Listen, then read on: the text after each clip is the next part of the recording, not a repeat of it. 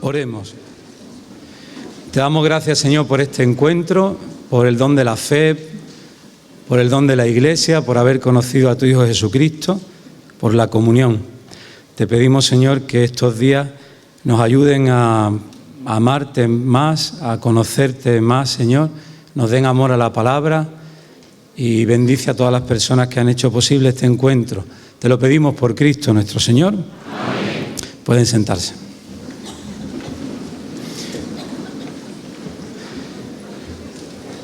Pueden sentarse los que puedan, porque hay un montón de hermanos que están de pie. Bueno, primero que todo queríamos dar la bienvenida al Padre Miguel Ángel Contreras, vicario episcopal de los religiosos, al Padre Juan de Dios, vicario general de la diócesis, al diácono Mario Resurrección. Bienvenido. En nombre de Monseñor Luis Alberto, que no ha podido asistir, que es el gran canciller de la facultad, también a todos los presbíteros y diáconos que asisten hoy al encuentro, a las hermanas reparadoras, a los amigos y bienhechores de la facultad también, y a todos los asistentes. También nos acompaña el claustro de profesores de la facultad, distintos profesores de la facultad, los alumnos, los dos seminarios y el comité directivo de la facultad, del cual son parte también el equipo itinerante responsable del Perú, el padre Hugo Cabrera, Jesús Peña y Consuelo Gómez.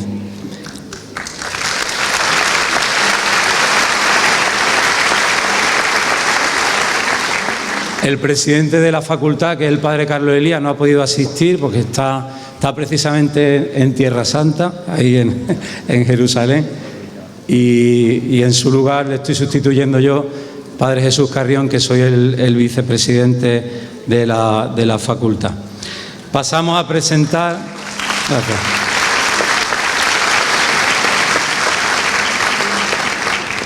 Pasamos sin más a presentar al padre Francesco Voltaggio, que es un presbítero originario de Roma. Allí tiene su comunidad en la parroquia de los mártires canadienses. Ha sido formado en el seminario Redentoris Mater de Roma y allí también estudió Sagrada Escritura en el Pontificio Instituto Bíblico. Fue enviado hace 22 años en misión a Tierra Santa, donde le pidieron continuar sus estudios, alcanzando el doctorado en Arqueología y Sagrada Escritura en el Studium Biblicum Franciscanum en Jerusalén. Ha estudiado a fondo las raíces hebreas de los sacramentos, la geografía bíblica, la fuente rabínica, la iniciación cristiana, entre otros aspectos. También ha sido rector durante 15 años del Seminario Redentoris Mater de Galilea. Ha trabajado también en estos años estrechando lazos de comunión con el pueblo hebreo. Ha participado en muchos encuentros con rabinos de todo el mundo. Y últimamente, actualmente, es el director de la Domus Betania en Jerusalén, que es una casa inaugurada en abril de este año, destinada para que los presbíteros puedan hacer una inmersión en la palabra de Dios en la Tierra Santa, que era el deseo de Carmen Hernández, ¿no?, iniciadora junto con Kiko Argüello del Camino Neocatecumenal. Entre otras publicaciones suyas podemos destacar la oración de los padres y las madres de Israel, a las fuentes de la fe en Tierra Santa, que en tres volúmenes recogen sus transmisiones radiofónicas en Radio María, en Italia y en España. Otro libro, Están en ti todas mis fuentes, que recoge la crónica de los viajes de Carmen Hernández en Tierra Santa. Ha dirigido también, junto con un equipo de expertos, la preparación de una nueva Biblia, Escrutad las Escrituras, que tiene notas muy interesantes y tiene muchos paralelos, que creo que se publicará próximamente en español. Una guía de Tierra Santa, bíblica, arqueológica y catequética, que es una novedad también, y recientemente un atlante bíblico donde se ha encargado de la parte arqueológica. El padre Francesco nos hablará estos días de las fiestas judías y el Mesías. Esperamos que estas jornadas bíblicas que hoy comenzamos acrecienten en nosotros el deseo de acudir a la fuente y nos ayuden a conocer más las raíces de nuestra fe, para que crezca en nosotros el amor a la palabra de Dios y a nuestro Señor Jesucristo. Sin más, le damos la palabra al Padre Francesco, para el que pido un fuerte aplauso.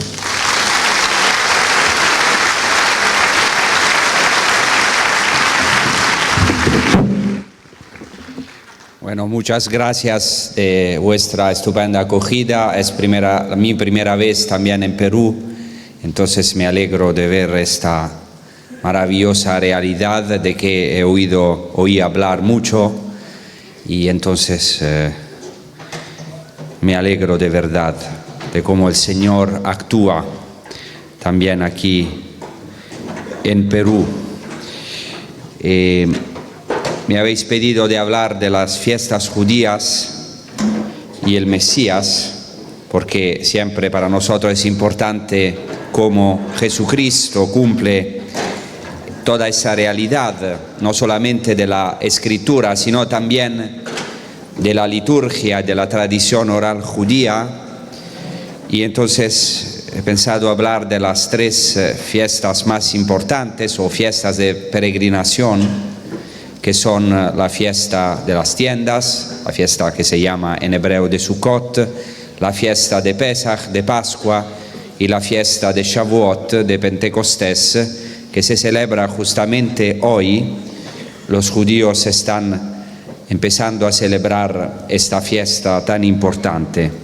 Quiero empezar con la proclamación de una palabra del libro del Apocalipsis, que después quedará más clara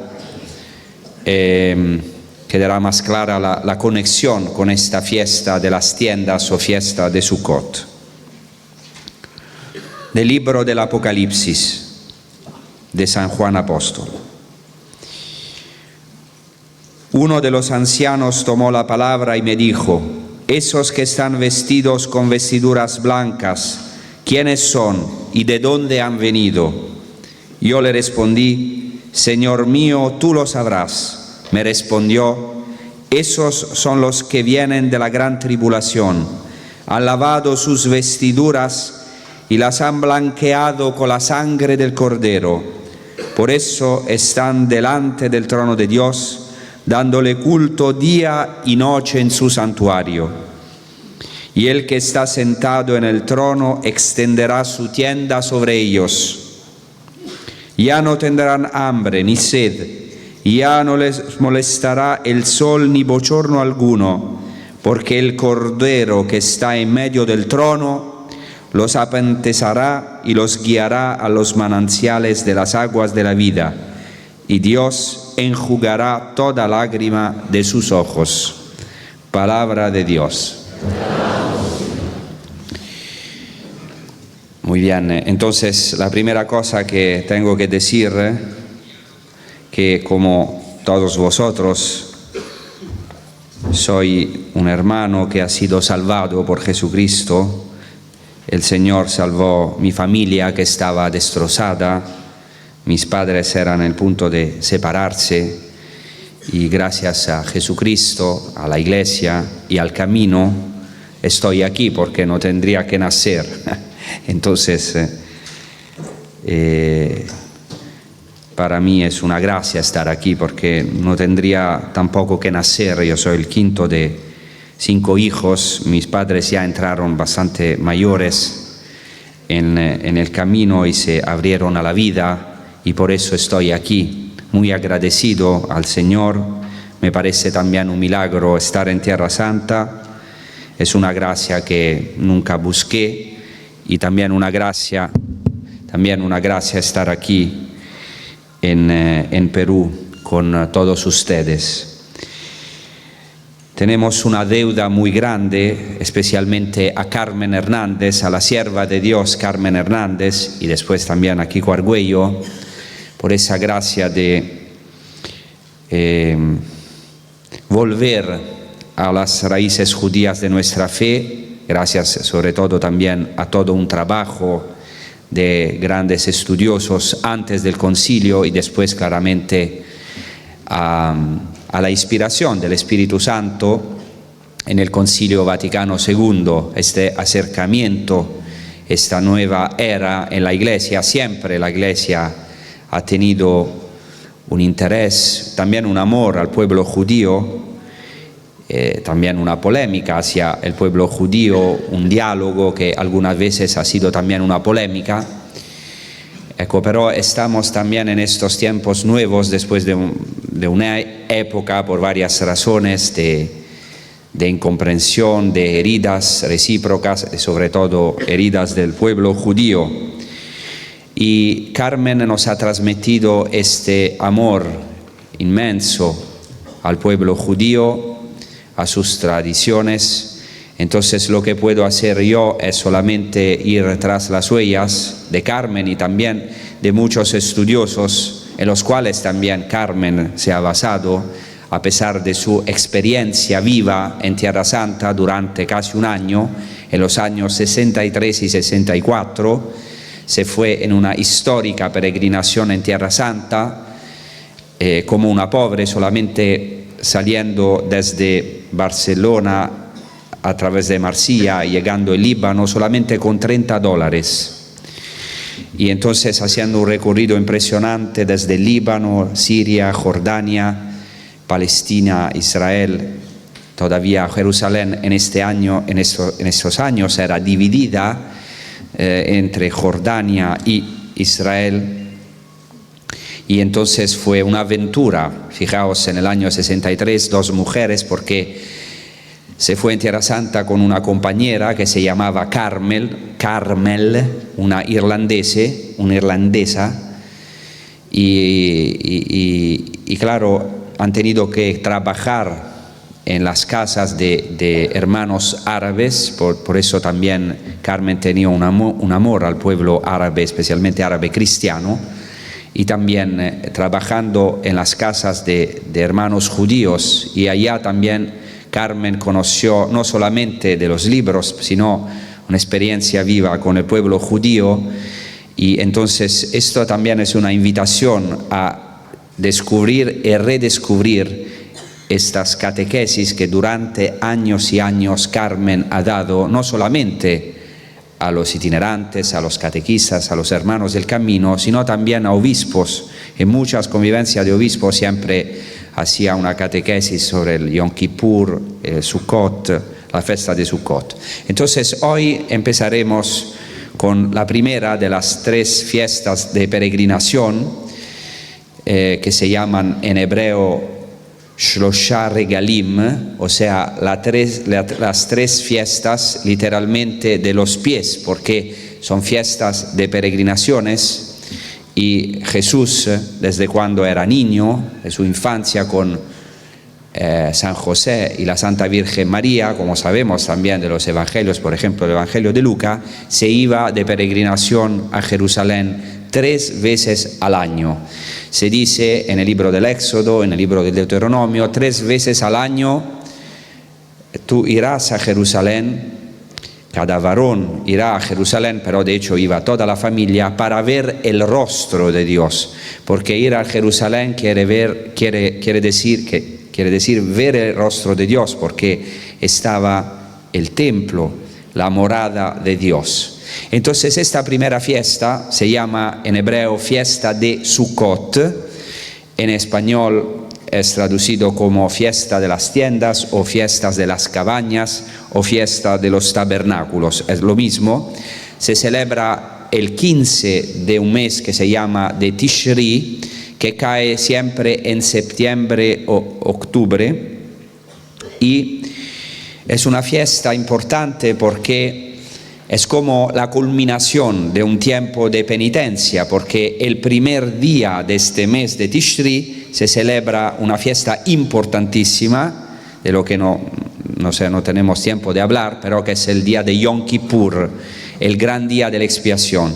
Y después de este único día en el cual Israel consigue el perdón de Dios, quien se ha convertido de verdad y se ha reconciliado con su hermano, puede entrar en este gran día de la expiación o gran día del perdón. Entonces inmediatamente después empiezan a construir una tienda. Por esto se llama fiesta de Sukkot, porque el singular es el plural de un término hebreo que es sukkah. Sukkah quiere decir tienda. Por eso, fiesta de las tiendas. ¿Por qué tienda? Porque hay una mitzvah, se dice en hebreo, o sea, un precepto que hay que cumplir en esta fiesta, que es el precepto fundamental, que es de construir una tienda. Cada familia judía tiene que construir una tienda que se llama Sukkah, que el techo de esta tienda debe ser de palmas, de manera que entre ellas se pueda ver a las estrellas. ¿Por qué? ¿Por qué razón? Porque esta fiesta de las tiendas conmemora el paso del pueblo por el desierto y recuerda a cada judío que es siempre un peregrino. Cada hombre es homo viator, es peregrino en esta tierra. Eso es importantísimo porque después lo retoman también los apóstoles. Por ejemplo, San Pedro en su carta dice que yo, como me hizo entender el Señor, tengo que dejar pronto esta tienda. La tienda es algo de precario, eso es algo de maravilloso, en toda la historia de la salvación, que Dios, o sea, toda la intención de Dios es vivir, entrar profundamente en el pueblo y más de esto en el corazón, o sea, tomar morada en nosotros. Es toda una historia de salvación que claramente tiene una culminación en Jesucristo. Entonces, en estos días, que son 7 días de fiesta más 1, se celebra exactamente esto: el pueblo que es siempre peregrino, que es siempre en camino, que no tiene que olvidar que es un pueblo precario, que era sin tierra, y esa es una palabra para todos nosotros, también para el pueblo judío, para el pueblo palestino, o sea, porque el problema grande es esta tierra, ¿no? Como sabemos, estamos ahora en un tiempo de guerra en Tierra Santa, y es importantísimo entender que nuestra verdadera heredad es el Señor. El Señor ha amaestrado este pueblo y también nosotros para entender que la verdadera Tierra Santa es Dios mismo. Por eso cuando Dios se revela en el monte Sinaí, que no es parte de la Tierra Santa, le dice a Moisés: quítate las sandalias porque la tierra que estás pisando es tierra santa. O sea, la verdadera tierra santa es la comunión con Dios, la unión con Dios. Y Dios ha sido tan loco ya en el Antiguo Testamento que bajó. Hay también una kenosis, que quiere decir un vaciarse de sí mismo, de Dios, para bajar y ser verdaderamente el Dios con, el Emmanuel, quiere decir el Dios con el pueblo. O sea, es impresionante esto, que Dios ha sido tan lleno de amor hacia el pueblo que quiso poner su morada ya en el Antiguo Testamento en el medio del campamento de Israel. Y esto se conmemora.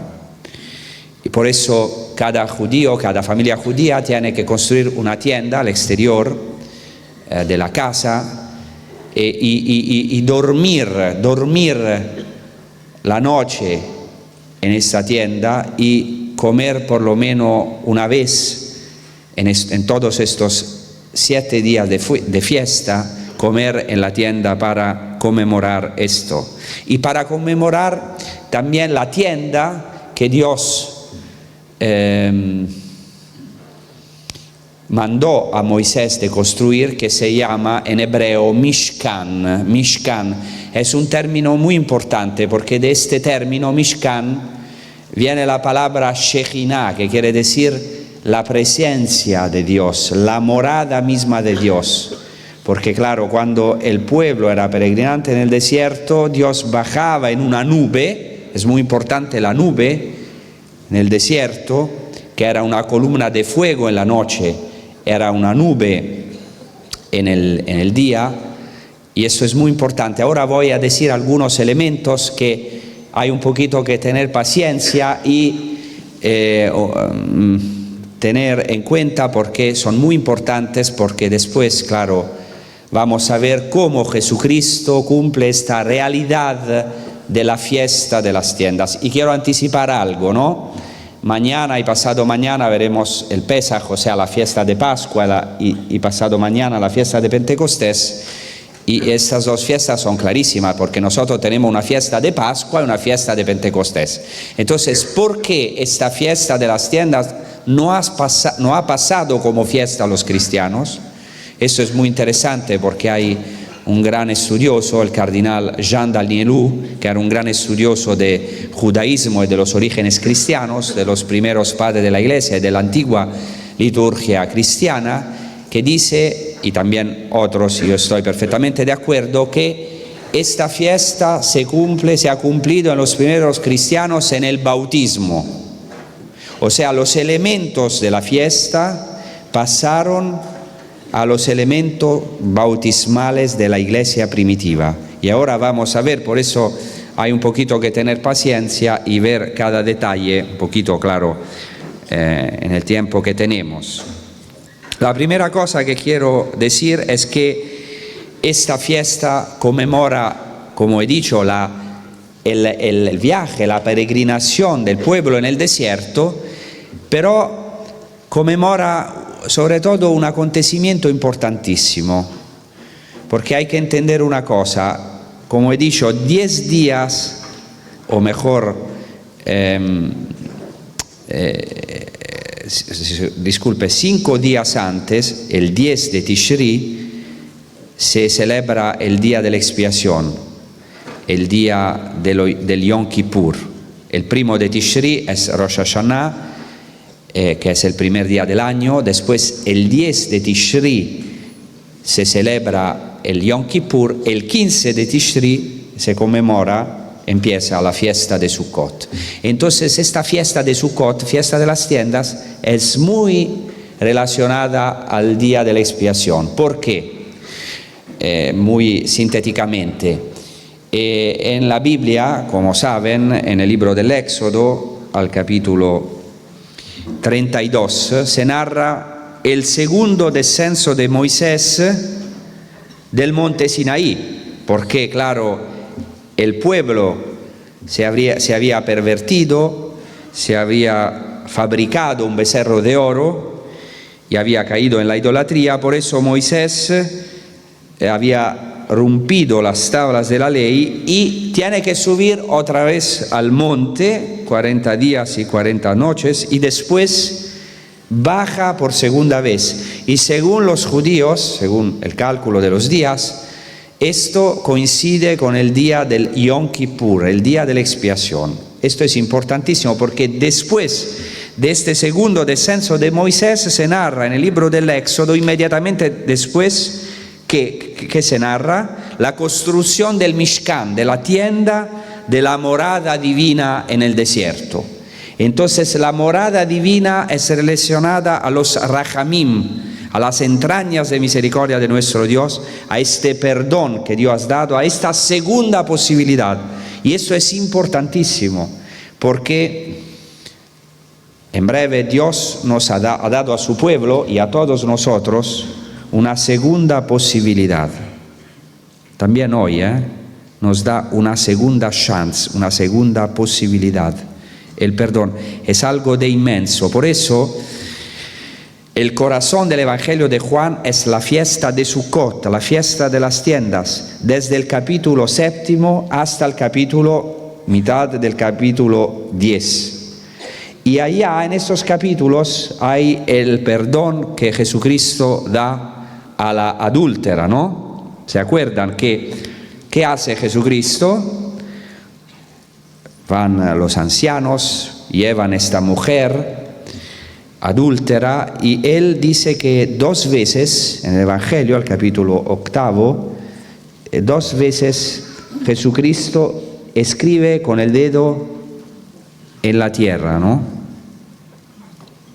Eso es importantísimo porque hay una cosa que que había sido escrita por el dedo de Dios o con el dedo de Dios, que son las tablas de la ley. Y después de esto Jesucristo dice, ahora, si hay alguno sin pecado, bueno, que lance la primera piedra. O sea, Jesucristo dice a estos ancianos del pueblo una cosa importantísima. Ellos sabían este signo de escribir con el dedo. Le dice que se acuerden que a ustedes Dios le ha dado una segunda posibilidad, porque la idolatría es un adulterio. Entonces, ustedes son el pueblo judío, son hijos de este pueblo, son este pueblo a quien Dios ha dado una segunda posibilidad. Y eso es también para nosotros. A lo mejor Dios nos ha dado muchas posibilidades, ¿no? Pero seguramente a todo una segunda posibilidad, que es algo impresionante. O sea, Dios tiene que rehacer las tablas de la ley. O sea, como una nueva alianza. Después de esto, entonces, el pueblo, recibido el perdón de Dios, puede entrar en la alegría, porque la fiesta de Sukkot, la fiesta de las tiendas, es la fiesta de la alegría por excelencia. Hay otro precepto en esta fiesta que dice claramente, puedo leer brevemente lo que dice el libro del Deuteronomio: durante tu fiesta te regocijarás, tú, tu hijo y tu hija, tu siervo y tu sierva, el levita, el forastero, el huérfano y la viuda que viven en tus ciudades,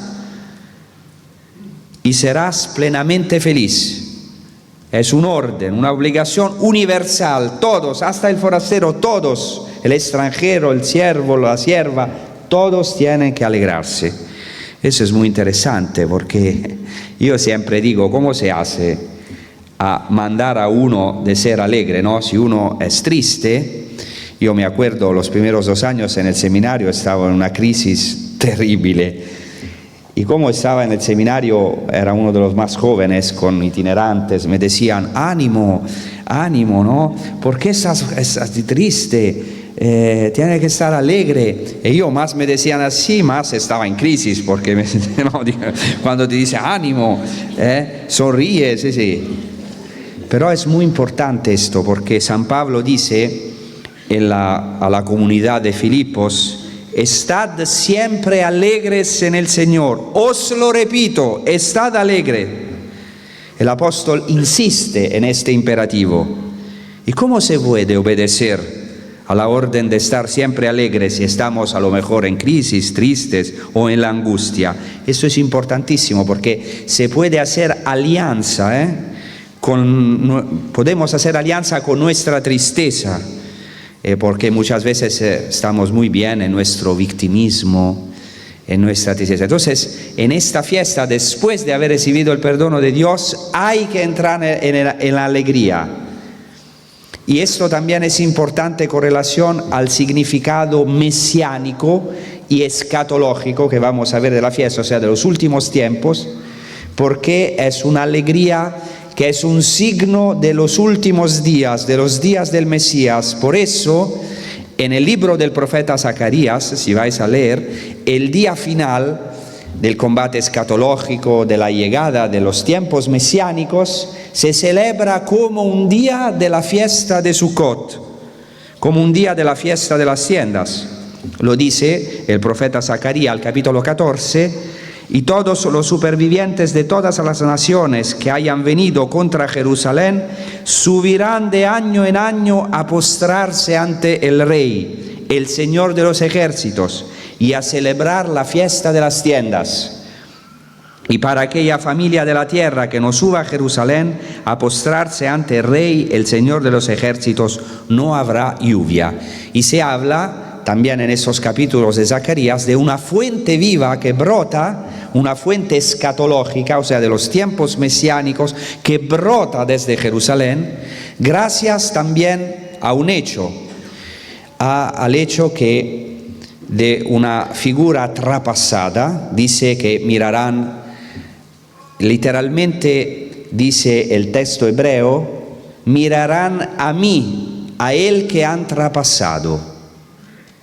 Y ya anticipo que esta fuente de agua viva es el costado mismo de Cristo, de Dios mismo, que ha sido traspasado, ¿no? Traspasado se dice, o sea, porque dice Zacarías, mirarán no a él que ha sido traspasado, que han traspasado, mirarán a mí, está hablando Dios a través de su profeta. Ya se profetiza un Dios traspasado, del cual brota Jesucristo, una fuente de agua viva, que es la fuente también de nuestra alegría. Entonces, en este día se trata de una alegría universal y plena. Y hay que alegrarse en las tiendas, y en estos días de fiesta, es una cosa un poquito curiosa, pero que ha una relación importante con el Nuevo Testamento, hay que acoger cada día un huésped. Se hablan entonces de 7 huéspedes glorificados, así se llaman, o huéspedes santos. El primer día Abraham, el segundo día Isaac, el tercer día Jacob, entonces los 3 patriarcas. En el día central de los 7, ¿no? Moisés, después Aarón, José y después David, que es ya, como saben, anuncia el Mesías, porque el Mesías en la tradición judía, en el Nuevo Testamento, es el hijo de David. Entonces, espiritualmente hay que acoger cada día uno de estos personajes de la historia de la salvación, que se llaman en arameo ushpizin, los huéspedes espirituales, santos, glorificados. Después en estas fiestas se celebran los dones que Dios ha dado en el desierto al pueblo de Israel. Primero, el don o los dones de las nubes, la nube de gloria. La nube de gloria, que en la Escritura es una nube, pero claro, es una nube que abraza a todo el pueblo. Es muy interesante porque fijaos que dice San Pablo en la primera carta a los Corintios, dice así: no quiero que ignoréis, hermanos, que nuestros padres estuvieron todos bajo la nube y todos atravesaron el mar y todos fueron bautizados en Moisés por la nube y el mar. Y todos comieron el mismo alimento espiritual y todos bebieron la misma bebida espiritual, pues bebían de la roca espiritual que les seguía, y la roca era Cristo. O sea, San Pablo precisamente menciona todos los dones de la fiesta de las tiendas, todos los dones que Israel ha recibido en el desierto, ¿no? El maná, el mismo alimento espiritual, la agua, la bebida espiritual, la roca. Es impresionante también como San Pablo, lo digo entre paréntesis, recoge una tradición judía, porque dice que había una roca espiritual que les seguía, pero en la Biblia no es que se habla de una roca, esto está en la tradición judía, en el Midrash, de una roca que acompañaba al pueblo. San Pablo ve no solamente en la Escritura, sino también en la tradición midrásica, en la tradición oral judía, un cumplimiento en Cristo. Dice, esta roca que acompañaba al pueblo era Cristo. Y después habla también del don de la nube. Es muy interesante que dice que nuestros padres fueron bautizados en la nube y en el mar. Bautizados en griego quiere decir inmersos. Eso es muy interesante porque ¿qué dice la tradición judía? Dice que, claro que es un elemento más fantasioso, midrásico, para transmitir la fe a los hijos, pero es muy interesante esto de ser bautizado en la nube, porque la tradición judía dice que el pueblo de Israel ha recibido el don de 7 nubes de gloria. ¿Por qué 7? 4 a los 4 lados. Una nube que es la nube que era una columna de fuego en la noche y en la mañana era una columna de humo, de una nube, y después una nube arriba que protegía a Israel del sol, era como una sombra, ¿no? Se acuerdan también del anuncio del ángel Gabriel a la Virgen María, que la gloria de Dios te cubrirá con su sombra, la sombra de la gloria de Dios. Y después una nube que estaba abajo del pueblo, porque dice el libro del Deuteronomio que tú has caminado en el desierto, pero tus pies no se han inflados. Entonces era como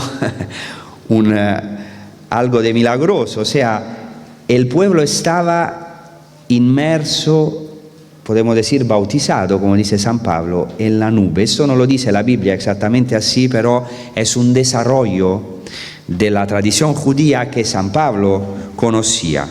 Después vamos a ver por qué es tan importante este don de la nube, y después dos dones fundamentales, a pesar del maná, es el don del agua y el don de la luz. ¿Por qué era tan importante? Porque en los tiempos de Jesús había el ritual más importante de la fiesta de las tiendas, era una procesión de agua maravillosa que se hacía desde la fuente del Gijón, que está cerca de la piscina de Siloé, la piscina de Siloé que está abajo del templo, y subían haciendo, o sea, efundían las aguas, recogían las aguas de la fuente del Gijón y después la efundían bajo del altar, porque según la tradición judía el templo de Jerusalén era el axis mundi, la conexión entre cielo y tierra, y la conexión entre las aguas de arriba, el cielo, y las aguas de abajo, los abismos. Entonces hacer estas efusiones de agua era un rito de propiciación para pedir a Dios el agua del cielo, la lluvia, que en Tierra Santa es fundamental, porque es una tierra muy árida y sin agua no puede vivir. Entonces, esta procesión era algo de impresionante, de fenomenal, tan grande que dice la Mishnah, el Talmud, los textos judíos dicen que quien no ha visto nunca esta procesión de las aguas, no ha visto nunca algo de alegre, no ha visto nunca un gozo en su vida. Entonces se hacía con una alegría con todos los sacerdotes, todo el pueblo, seguramente también Jesucristo participó a este rito, y vamos a ver por qué es tan importante después en el Evangelio, por ejemplo, de Juan. Y después otro don es el don de la luz, porque en un día de la fiesta había un ritual importantísimo. Se ponía, había en el templo de Jerusalén, había 4 torres, se preparaban 4 enormes braseros en el patio de las mujeres. En las 4 torres que estaban en torno al patio de las mujeres se ponían estos braseros y se encendían los braseros, braseros impresionantes, y para inflamar esos braseros se utilizaba como mecha el tejido de los pantalones y las cintas de las vestiduras blancas o sacerdotales que habían quedado inservibles, y estos enormes braseros iluminaban toda la explanada del templo. Las fuentes antiguas dicen que la luz que emanaba de ellos era visible en toda Jerusalén, y allá se danzaba, se hacían también celebraciones de gran alegría alrededor de esta luz, la luz del templo, la luz de Dios que no se apaga, la luz de la menorá, o sea, la luz de Dios que tiene que iluminar toda Jerusalén y a través de Jerusalén todo el mundo. Y también otro ritual que se hacía era cada día, y todavía se hace, claro, hoy los judíos no tienen templo, entonces hacen oraciones, no hacen más esta procesión de las aguas, no se hace más esta ritual en el templo, porque ahora en lugar del templo hay 2 mezquitas, ¿no? Un santuario musulmán que es la moschea de Omar y la mezquita de El Aqsa.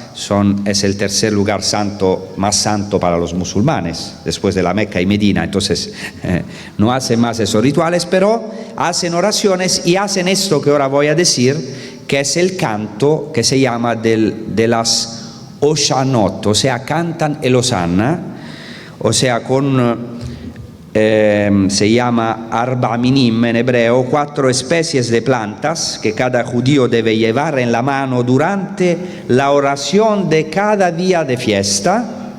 Son estas especies de plantas son el mirto, la palma, que se llama lulav, muy importante, el cedro y el sauce. Tiene todo un simbolismo que ahora no me voy a meter en esto, pero la cosa más importante es que con estas palmas, y es un ritual muy antiguo, que está en la escritura varias veces en el Antiguo Testamento, cantaban el Hosanna. Hosanna quiere decir en hebreo salva, te ruego, salva, te ruego. Y es impresionante, hasta ahora los judíos, muy interesante, porque como esta fiesta es universal, una característica de esta fiesta es la universalidad, entonces se rezan y tienen que hacer este gesto, este signo con la palma y con estas 4 especies de plantas con la palma, y hacen prácticamente una cruz en los 4 puntos cardinales para indicar la universalidad. Para nosotros es también un signo de cruz, pero para ellos es un signo claramente, ¿no?, del signo de la cruz, no un signo de la universalidad. ¿Por qué todo esto es importante? Ahora tenemos algunos elementos un poquito desconectados, pero en Jesucristo todo esto no solo se conecta, sino que Jesucristo va a cumplir todas las realidades de esta fiesta. Antes de todo, en el Evangelio de Juan, al comienzo del Evangelio de Juan, se dice una cosa fundamental: y la palabra se hizo carne, y no sé cómo es la traducción ahora en español, pero literalmente en griego es el verbo eskenosen en griego, que tiene la misma consonantes de Mishkan, Shachan, Shekhinah, de la tienda. Entonces literalmente hay que traducir, o habría que traducir este versículo: y la palabra, el verbo, se hizo carne y puso su tienda no solamente en medio de nosotros, sino en nosotros. O sea, el Mishkan, o sea, la tienda donde Dios bajaba en la nube y hablaba a Moisés cara a cara, estaba en medio del campamento.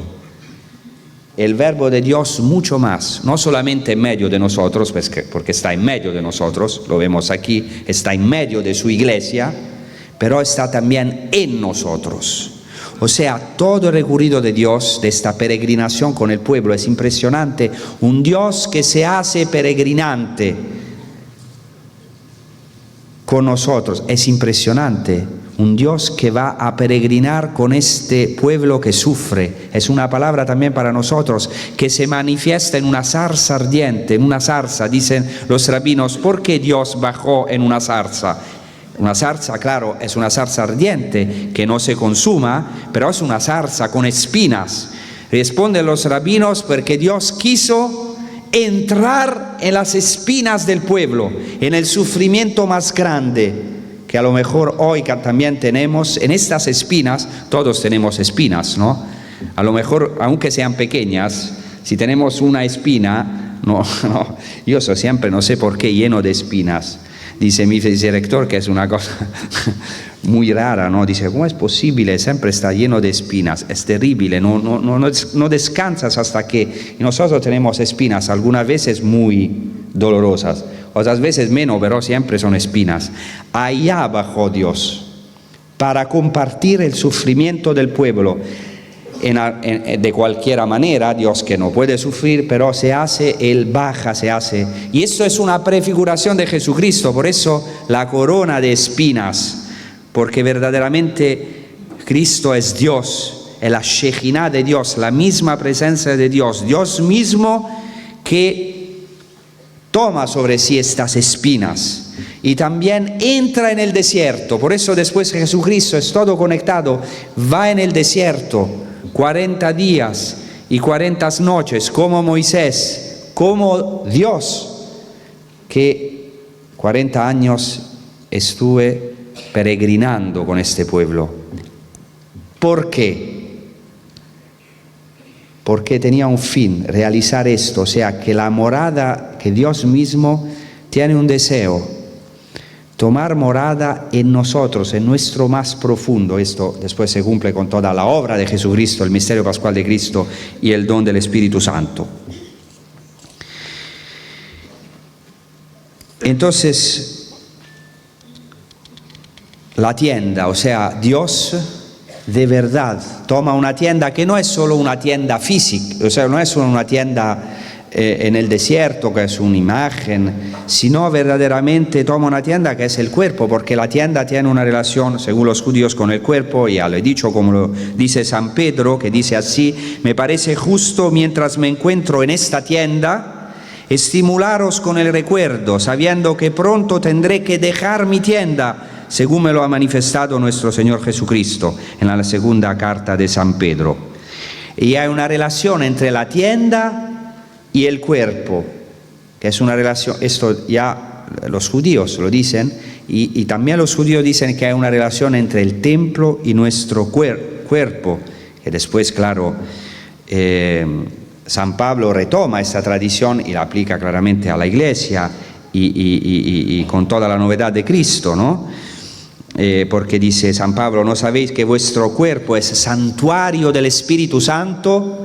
O sea, toda la fiesta de las tiendas anuncia el cumplimiento en el Mesías, que Dios quiere hacer de nuestro cuerpo, de nuestra alma, de nuestro ser, un santuario vivo, la morada de Dios, la morada de la misma Shejinah. Dios vive en nosotros, es algo de inmenso.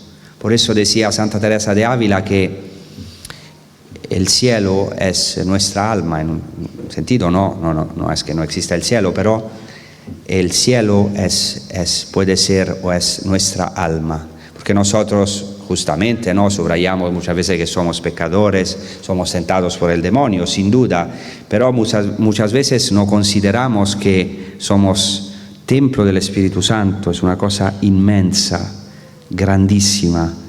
O sea, dentro de nosotros tenemos no solamente un universo, sino Dios que es infinito. ¿Cómo puede Dios, dice el mismo Dios a través del profeta Natán a rey David: tú no me puedes edificar una tienda? Yo nunca he habitado no me puedes edificar un templo. Yo siempre he vivido en una tienda. No me puede encajar en un santuario, en un templo. Siempre es nuestra tentación encajar a Dios, ponerlo allá. Pero Dios de verdad fue más grande, ¿no? O sea, a través del don del Espíritu Santo, del Espíritu de Cristo, vive en nosotros. Es algo de inmenso. Me gustaría leer un texto de un filósofo judío que explica esto, pero es complicado. Voy a leer solamente una frase que es impresionante. Dice Levinas que el judío, él es judío, 100%, dice: es necesario para nosotros transformarse en el santuario mismo, en el templo, en el lugar de toda santidad. Y dice que esta orientación del judío hacia el templo, porque cada judío debe rezar hacia el templo, es algo de mucho más profundo. Es un deseo de identificación con Dios. Hasta los judíos tienen este deseo, cuando hasta hoy un judío, por ejemplo, un judío de Perú, tiene que rezar hacia el templo de Jerusalén. Es un signo de un deseo de comunión con Dios, que nosotros los cristianos, que cada uno de nosotros es indigno de esto, lo hemos conseguido en Jesucristo como un don inmenso, que somos templo del Dio vivo, santuario de la Santísima Trinidad. Es algo de impresionante. Por eso Santa Isabel, Santa Elisabetta de la Trinidad hablaba mis tres que están al interior de mí. Claramente esto se cumplió en Cristo, porque Cristo es el templo. En el Evangelio de Juan es clarísimo, ¿no? Cuando Jesucristo dice: destruid este santuario y en 3 días lo levantaré. Y él hablaba del santuario, del templo de su cuerpo, el verdadero templo, y todo el Evangelio de Juan culmina con esta mirada que hoy somos llamados a hacer, a mirar hacia Cristo crucificado, y después de su muerte, uno de los soldados atravesó su costado con una lanza y al instante salió sangre y agua. Esta es una cosa inmensa. Se cumple la visión de Ezequiel, el profeta Ezequiel 47, cuando ve que una fuente sale del lado oriental del templo. Es muy interesante porque en griego, lado del templo se dice pleura, por eso se habla de la pleurites, ¿no? Pleurites se dice también en español, pero lado del templo es el mismo término del costado. Entonces esta agua que sale del lado de la pleura es el agua, sangre, agua, el agua que sale de la pleura de Cristo, del costado de Cristo. Y claro, Ezequiel dice que esta agua va por la valle del Cedrón y sanea el valle del Mar Muerto y todo el desierto, y todo se convierte en un jardín maravilloso. Es interesante porque hay varios pasos de la Mishnah, de un texto judío, que dice que es clarísimo que, claro, porque el templo era todo basado sobre los sacrificios. Fijaos, un montón de sacrificios. Entonces el problema era la sangre, porque la sangre tenía que ser derramada, porque los judíos no pueden comer la sangre, es prohibido del libro del Levítico, porque la sangre es la vida.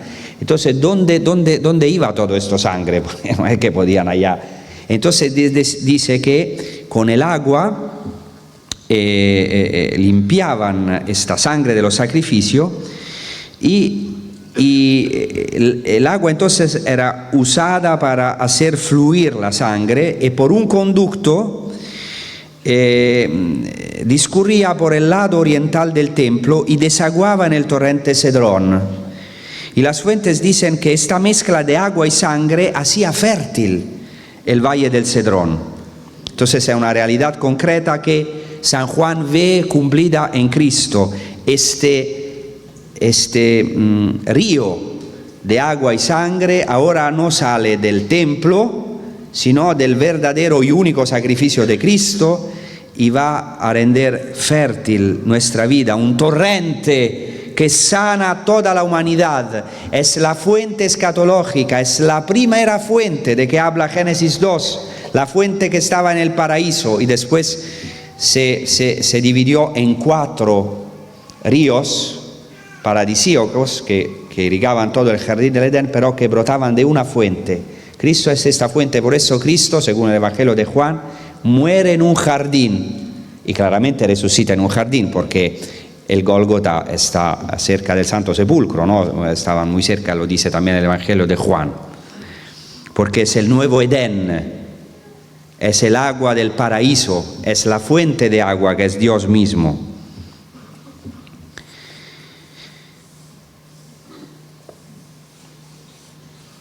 Este texto también que he proclamado de San Pablo es fundamental porque habla de estos 3 dones de la fiesta de Sukkot: la nube. Todos nuestros padres fueron bajo la nube y fueron bautizados en Moisés. Interesante porque después dice San Pablo, bautizados en Cristo, bautizados por la nube. Todos comieron el mismo alimento espiritual, el don del maná, y todos bebieron la misma bebida espiritual. Bebían de la roca espiritual que les seguía, y la roca era Cristo. Ecco, esta roca de agua viva, el Evangelio de Juan dice, esta fuente, es muy interesante porque en el Targum, sabéis que en el texto de la Biblia Moisés, ¿cómo se dice?, golpea 2 veces la roca, y dice el Targum, otro texto de la tradición judía, que la primera vez salió sangre y la segunda vez agua.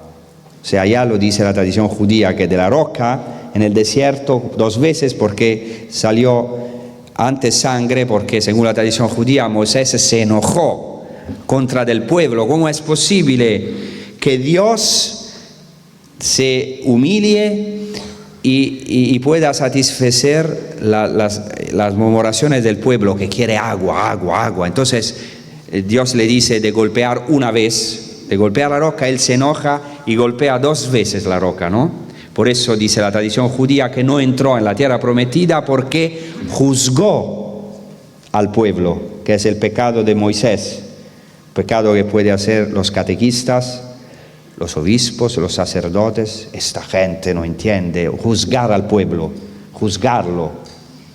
Es muy interesante, porque por eso, por este pecado, Moisés dice, en la tradición judía, Dios le dice a Moisés, tú has dudado de mí y yo te he perdonado.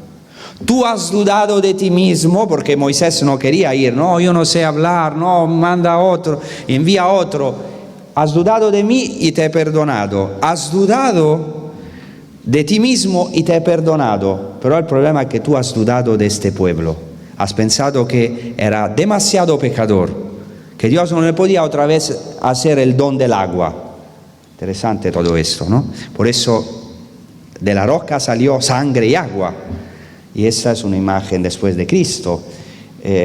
San Pablo retoma esto para mostrar cómo todo eso se cumple en Cristo.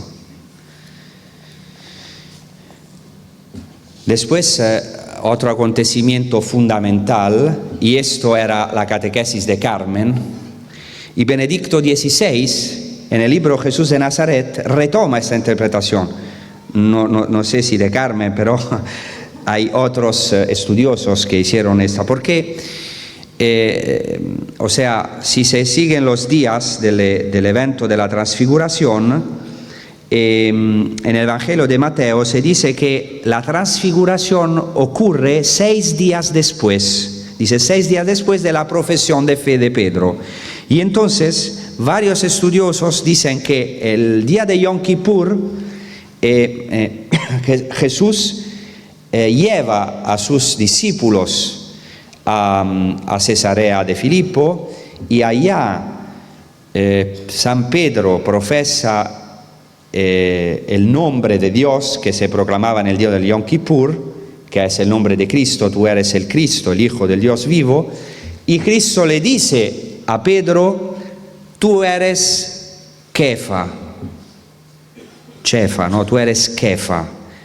Kefa es muy interesante porque es el nombre de Pedro, ¿no? En arameo, pero era el mismo nombre del sumo sacerdote, que era una figura fundamental en el día del Yom Kippur, y justamente en este día Pedro proclama el nombre de Dios como hacía el sumo sacerdote en el templo. Ahora el nombre sobre todos los nombres es Jesucristo, que es Dios, y Jesucristo lo proclama sumo sacerdote, en el verdadero sumo sacerdote que él, o sea, pontífice, porque el sumo sacerdote es un pontífice, y le dice tú eres Pedro y todo lo que sabemos. Entonces 6 días después hay la transfiguración, y en la transfiguración hay muchísimos elementos de la fiesta de las tiendas. Por eso los exégetas, los intérpretes de las escrituras dicen que ocurrió en el día uno de los días de Sukkot. ¿Por qué? Ahora lo entendemos. Antes de todo, Jesús en la transfiguración toma consigo a Pedro, Santiago y Juan y los lleva a un monte alto, que es una referencia al monte Sinaí, y a la gloria divina, la nube que bajó. La nube, es importantísima la nube en la tradición judía, y después en la tradición mística judía y en la tradición mística cristiana. San Juan de la Cruz retoma todo esto. La nube, dice Éxodo, libro del Éxodo 21, que el pueblo se quedó lejos y Moisés entró en la nube, Asher Sham Elohim, donde allá estaba Dios. Dios está en una nube, la nube es oscura, no se ve nada, pero era una nube de gloria. Dios está en la nube. Dios está en la noche oscura. Dios no nos salva de la tempestad. Repito, Dios no nos salva de las tempestades o de la tempestad. Dios nos salva en la tempestad. Dios no nos salva de la cruz, Dios nos salva en la cruz, porque en la nube oscura, en la cruz, en la tempestad, allá está el yo soy, la luz de Dios. Esto llega al punto que San Juan de la Cruz dice que la fe es una nube oscura, que la fe es tiniebla, algo impresionante, pero es una tiniebla llena de luz. Muchas veces tenemos que hacer esta experiencia, La fe no es una cosa smile, ¿no? To the life, sonríe a la vida te sonreirá, tiene que ser positivo, pensar positivo, y después el teórico del pensar positivo se suicidó, ¿no? Es ser muy realista, o sea, tenemos momentos muy duros, de nube oscura, pero allá es la morada de Dios, en la nube, donde no vemos nada muchas veces. Y muchas veces pensamos que no nos hemos equivocado de camino, sin embargo Dios nos trae allá. Es algo también que nos puede un poquito escandalizar, hacer enojar con Dios, pero es así. Entonces también en este monte alto que pasa, que Dios, o sea, que Jesucristo se manifiesta como luz, dice que sus vestidos se volvieron blancos como la luz. En el día de la fiesta de Sukkot se revestían de blanco, es importantísima la túnica blanca en la tradición judía, especialmente en la fiesta de Sukkot, que es una de las fiestas más importantes. Y después, ¿qué hacen? Entran en una nube, justamente, dice que entraron en una nube, y al entrar en esta nube tenían miedo. Una nube luminosa, la nube de Dios es una nube pero luminosa, los cubrió con su sombra, y de la nube salió una voz que decía: este es mi Hijo amado, en quien me complazco, escuchadle. ¿Y qué pasa? Que como reacción, San Pedro quiere hacer 3 tiendas, ¿no? Hacemos 3 tiendas, una para ti, una para Moisés y otra para Elías. Y hay también un chiste sobre esto, ¿no? No sé si lo saben, que prácticamente cuando Pedro le dice a Jesucristo, entonces hacemos 3 tiendas, una por ti, una por Moisés y otra por Elías. Entonces Jesucristo le dice: bueno, Pedro, entonces hacemos una tienda también para ti. Y contesta San Pedro: y a mí no me había prometido el Vaticano, no me habías prometido el Vaticano. Dice: solamente una tienda. Hace 6 días me había prometido el Vaticano, ahora solamente una tienda. Bueno, esto es para... Entonces, eso es importantísimo, porque en el rostro de Jesucristo, en su carne, que siempre es como un velo, se manifiesta la gloria de Dios. Jesucristo es la morada de Dios, es la nube luminosa, o sea, la luz de Dios, que después la transfiguración, y después Jesucristo tiene que ser desfigurado, se dice así, o sea, y después hay una desfiguración en la cruz, porque dice Isaías que, o sea, es como uno que ante quien se cubre o se vuelve el rostro, no se puede, porque es tan horroroso que no se puede mirar. Es una nube oscura la cruz, pero es una nube luminosa, porque nuestro destino es la transfiguración. Siempre Carmen hablaba de esto, que es maravilloso. Transfiguración en griego se dice metamorfosis, transformación. Nosotros estamos en este proceso de gloria en gloria, de transfiguración, de ser transfigurados. Y también, y ya voy terminando, solamente 2 cosas,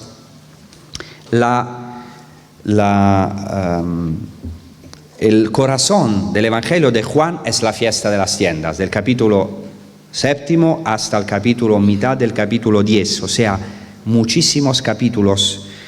Y allá es muy interesante, porque Jesucristo antes no quiere ir a la fiesta, después va a la fiesta, dice: yo no voy a esta fiesta, y después va a la fiesta, pero después va en secreto, sin manifestar. Después pero dice que entonces hay como para subrayar una revelación que tiene que hacer Jesucristo, que hace justamente en el día más solemne de la fiesta, el último día de la fiesta, cosa dice Jesucristo? Si alguno tiene sed, venga a mí y beba, el que crea en mí. Como dice la Escritura, de su seno correrán ríos de agua viva. O sea, Jesucristo dice, yo soy esta fuente, yo soy la fuente del Gijón, la piscina de Siloé. Esta agua que cada año tenéis que ir a tomar y a poner, yo soy esta fuente de agua viva. Es algo de impresionante. Y después también, poco después, ¿qué pasa? Pasa que Jesucristo no solamente dice, yo soy esta agua viva, esta fuente, y quien beba de mí será él esta fuente, que podemos ser nosotros, sino que también dice el segundo don de que hemos hablado, la luz. Inmediatamente después dice, yo soy la luz del mundo, el que me siga no caminará en la oscuridad, sino que tendrá la luz de la vida. Yo soy esta luz que se enciende en el templo y ilumina toda Jerusalén y todo el mundo. Yo soy esta luz, este fuego, esta columna de fuego, una nube, pero que es para quien crea una columna de fuego en la noche. Y después, claramente, la curación del ciego de nacimiento, inmediatamente después, Juan capítulo 9, ¿y a dónde lo manda a lavarse? En la fiesta de las tiendas, después de untar sus ojos con el barro, claramente a la piscina de Siloé, que es como una piscina bautismal que está abajo. Y dicha piscina era tan importante, la fiesta de Sukkot, y se vuelve en imagen del bautismo. Entonces Jesús en la fiesta de las tiendas se revela como el cumplimiento de esta fiesta, como la verdadera fuente, como la verdadera luz. Por eso envía el ciego a la piscina de Siloé y va a la piscina de Siloé, se lava en esta fuente y vuelve ya curado. Y al final quiero terminar con el texto que hemos proclamado al comienzo, lo voy a releer y ahora espero que será mucho más claro, solamente decir una cosa, que en este capítulo del Apocalipsis, el capítulo 7, se dice que, antes de todo, que hay una visión, o sea, Juan ve una muchedumbre inmensa que nadie podía contar, de toda nación, razas, pueblos y lenguas. Somos nosotros, el pueblo que viene, porque antes ve los 144.000 que vienen de las 12 tribus de Israel, son los elegidos del pueblo de Israel, pero después esta muchedumbre inmensa de multirracial, multiétnica, o sea, universal, católica, somos nosotros, la iglesia, que no viene de los judíos. Entonces aquí vemos la universalidad de la fiesta de Sukkot, que es una alegría universal de todos, también de los extranjeros, de los goim, de los paganos. Y por eso los judíos agitan las palmas hacia los 4 puntos cardinales, indicando la universalidad, que para nosotros es la cruz, que es los 4 brazos a los 4 puntos cardinales. Después de esto, ve Juan de pie delante del trono y el Cordero vestidos, o sea, ve estos elegidos de pie delante del trono y delante del Cordero, vestidos con vestiduras blancas y con palmas en sus manos. Vestidura blanca, hemos dicho, vestido de la fiesta, y las palmas, claramente una alusión a Sukkot.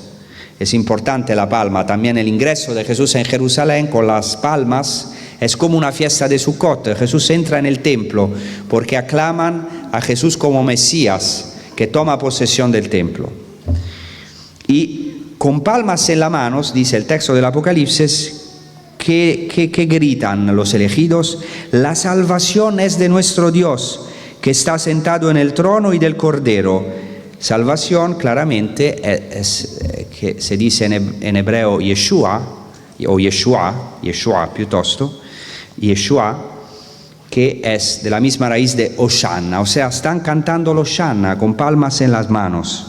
Canta la salvación definitiva, la fiesta definitiva, escatológica de Sukkot, que era profetizada por Zacarías. Y después y con esto ya terminamos proclamando lo que hemos proclamado al comienzo. Esto es un misterio porque San Juan no entiende esta visión y dice, pregunta, esos que están vestidos con vestiduras blancas, ¿quiénes son y de dónde vienen?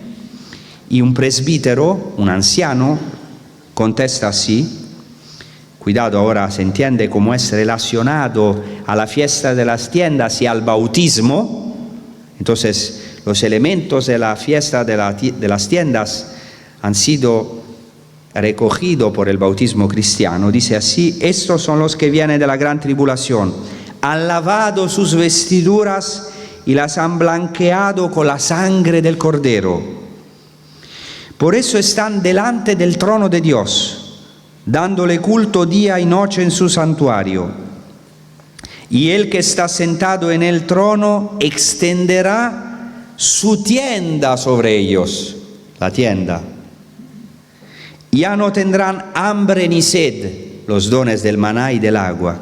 Ya no les molestará el sol ni bochorno alguno, la sombra, las nubes de gloria que protegen a Israel, que son como una sombra. Porque el Cordero que está en medio del trono los apacentará y los guiará a las fuentes de las aguas de la vida. El agua, las fuentes, la fuente que es tan importante en la fiesta de las tiendas.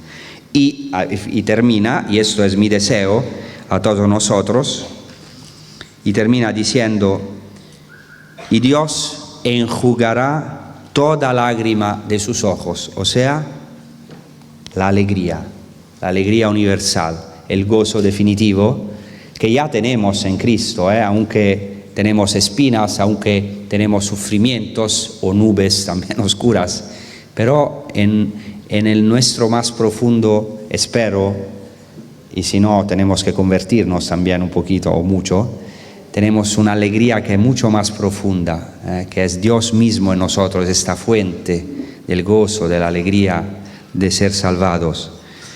Entonces, esto ya se realiza en nuestra vida, pero se realizará, que Dios de verdad enjugará toda lágrima de nuestros ojos para celebrar en verdad con Dios la fiesta de la tienda de las tiendas definitiva, cuando Dios será todos en todo en todos, o sea, cuando de verdad este deseo de Dios y del hombre de ser uno con Dios se realizará de manera llena y definitiva. Muchas gracias.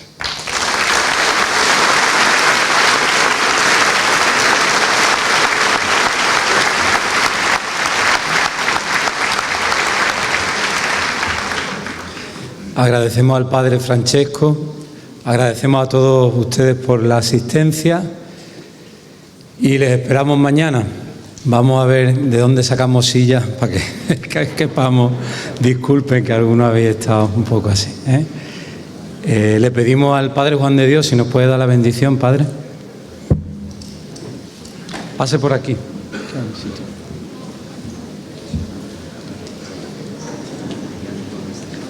Ponemos de pie.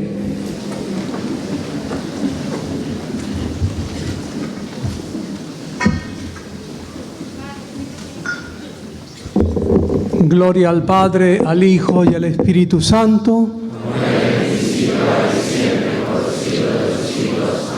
El Señor esté con ustedes. La bendición de Dios Todopoderoso, Padre, Hijo y Espíritu Santo, descienda sobre ustedes.